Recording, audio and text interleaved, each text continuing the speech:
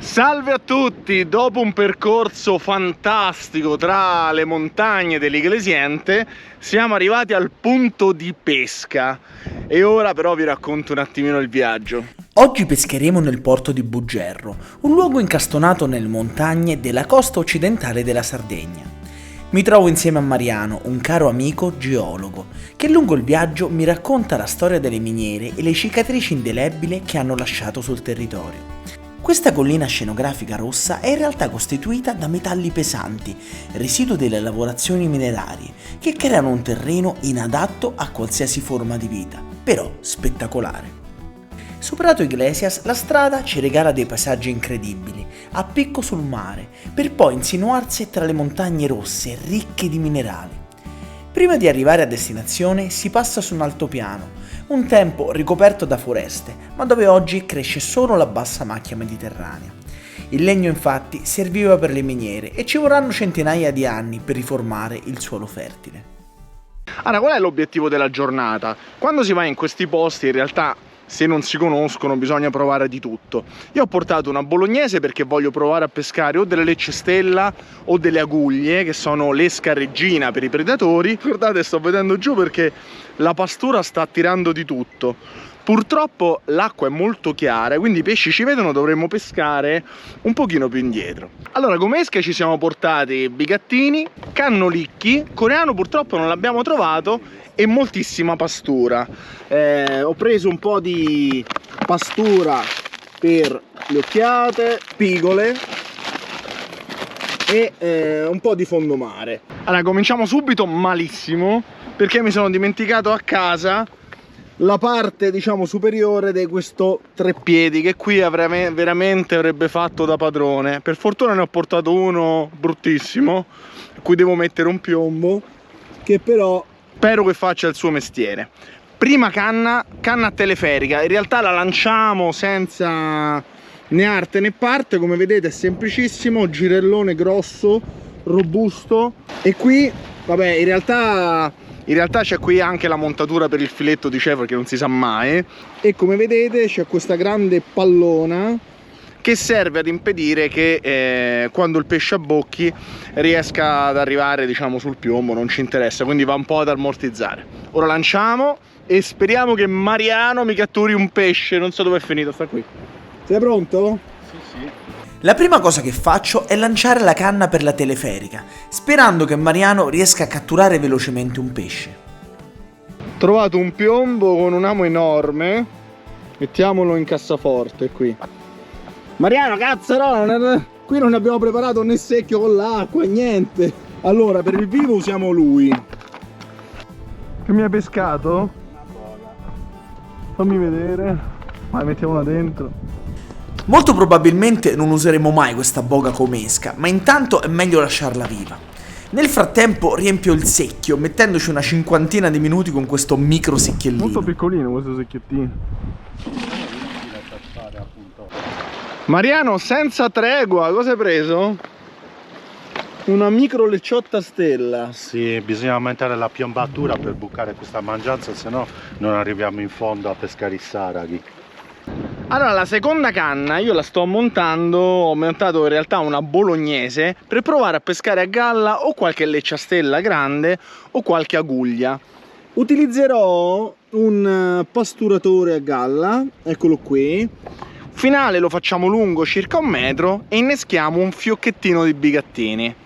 La montatura è davvero semplicissima: pasturatore galleggiante, un piccolo stopperino, girella e poi si utilizza un amo abbastanza grande con 5-6 bigattini innescati. Ovviamente questo tipo di pesca col pasturatore a galla potete farlo solo se avete o il vento alle spalle o il vento è calmo. E la frizione la tengo leggermente aperta perché se abbocca una lecciastella grande, se no spacca tutto, perché il finale è dello 0,12. L'azione di pesca è davvero semplicissima. Vi consiglio di innescare prima l'amo e poi riempire il pasturatore con i bigattini. A questo punto si lancia cercando di lanciare sempre nello stesso punto. Infatti, dopo circa una ventina di minuti, i bigattini cominceranno ad attirare il pesce, che dovrebbe mangiare le nostre esche. Ti sei portato l'argenteria? Sì. Ah, vedi, un cucchiaio. Stiamo facendo rabbrividire i grandi professoroni della pesca, però chi se ne frega, tanto funziona. Sì, soprattutto non ti ritrovi con le mani inzaccherate. Cari professoroni della pesca, la pesca è bella perché è accessibile a tutti e noi non abbiamo bisogno di 25 lauree per pescare, le abbiamo per altri motivi. L'idea è quella di pasturare continuamente sotto i nostri piedi per far arrivare i pesci. E visto che pesce chiama pesce, arriveranno prima i piccoli e poi speriamo i più grandi. Mentre continuiamo a preparare l'attrezzatura, qualcosa improvvisamente mangia la canna col pasturatore. Guarda che occhiata che ho preso! Dammi una mano col retino, corri! Maria, corri! Ho agganciato davvero una bella occhiata che ha mangiato inaspettatamente nonostante il mare chiarissimo. Mi dà un po' di filo da torcere cercando di andarsi a infilare in mezzo agli scogli, però lo 0,12 è davvero buono e non ho difficoltà a recuperarla. Con la giusta pazienza si recupera qualsiasi pesce. Basta non avere fretta e basta avere un bravo guadinatore. Grande Mariano. Funziona la tecnicona del pasturatore. Guarda, si è slamata ora, guarda che cucchio. Vicino alle mie mani tutti i pesci sembrano piccoli, ma comunque è una bella occhiata. Purtroppo, nonostante si sia slamata da sola e nonostante sia di grandi dimensioni, l'occhiata muore inspiegabilmente, forse d'infarto, e nonostante i tentativi di rianimarla non riesco a farla sopravvivere e non posso usarla come esca. Però Mariano sta pescando un pesce dietro l'altro, infatti sotto i nostri piedi c'è una nuvola di pesci, di tutti i tipi. Che mi hai pescato? Non lo so cos'è. Mi sa che dovrei innescare due boghe No, un insieme. pagello bastardo sembra. Sì, Vediamo. bellissima, vero? Sì, molto colorata. Sparlotta 40-0 per Mariano, io ancora devo cominciare. Piccolo inconveniente che può succedere: Mariano ha perso la montatura, ora proverò a recuperarla. E così, prendendo il guadino con delle piccole mosse di Kung Fu e spaventando tutti i pesci, riesco a recuperare il galleggiante e ridarlo al legittimo proprietario. Guarda, eccola, madonna mia! Pescione, eh? Ma nonostante il piccolo inconveniente, quando il Maria, pesce è corri! attivo non c'è nulla che possa disturbarlo e immediatamente dopo un'altra occhiata grande mangia la mia canna.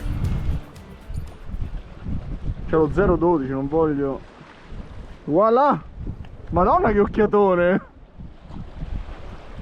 Ma belle tutte, guarda, Sì, che, ma poi- guarda che roba! Sai, a mare calmo. Queste in genere le fai a mare mosso. Sì. Invece questa tecnica stimola evidentemente l'attacco. Ma nonostante le Là. dimensioni, incredibilmente anche la seconda occhiata muore. E succede anche a questa terza occhiata. È come se subissero uno shock appena le tiro su. Ma fortunatamente c'è Mariano che mi salva. Bravo, signor ragazzo, pescami le esche. Questa è perfetta, eh? E finalmente posso innescare un pesce per provare a prendere un predatore.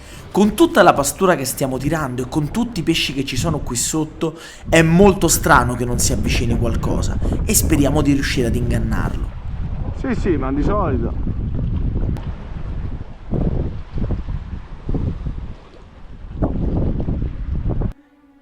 E qualche minuto dopo aver innescato l'occhiata, notiamo un pesce cacciare sulla superficie. Cosa sarà stato? Se devo dirvi la verità, l'occhiata non mi fa impazzire come esca, preferisco infatti la guglia o il cefalo e quindi rinnesco di nuovo il mio pasturatore per provare a pescare uno di questi due pesci. Questo che pasturatore è? No, non lo so, guarda, io l'ho comprato a Malta. Bella. Non ho tempo però di pescare le perché occhiali, Mariano allora, ha agganciato qualcosa di grande. Ha cominciato infatti a lanciare un po' più lontano, nella zona tra gli scogli e la sabbia. E infatti è lì che sto catturando tutte le occhiate. E anche lui, Là. al primo lancio, ne cattura una di buone dimensioni. Grande. Inaspettatamente stiamo pescando una marea di occhiate, ma anche grandi e di micro, non abbiamo capito cosa. Sembrano, a me sembrano pagelli bastardi, lo sai? Che stiamo rilasciando. Però più avanti ci sono le occhiatone, ma belle proprio, e quindi ora monto un'altra canna per innescarla, perché ce n'è una viva, non possiamo sprecare l'occasione. Non voglio perdere tempo e visto che purtroppo di aguglie non se ne vedono e i cefali non vogliono mangiare neanche a pagarli oro, decido di innescare l'altra occhiata, molto più grande, con la tecnica del palloncino, confidando che il vento possa portarla più lontano possibile. Visto che vi voglio portare a pesca con me, allora, diciamo, ho cambiato la postazione. Qui ho messo la mia cannina alle occhiatone, sperando che peschi un'aguglia. Però qui purtroppo c'è una pendenza importante, quindi le canne da serra non mi sento di metterle.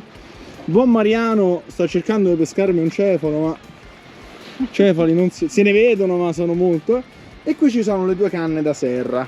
Ora voglio, se ci riesco, porca troia, guarda lì, guarda che mangiata, guarda. E per oggi termina qui la prima parte della nostra avventura.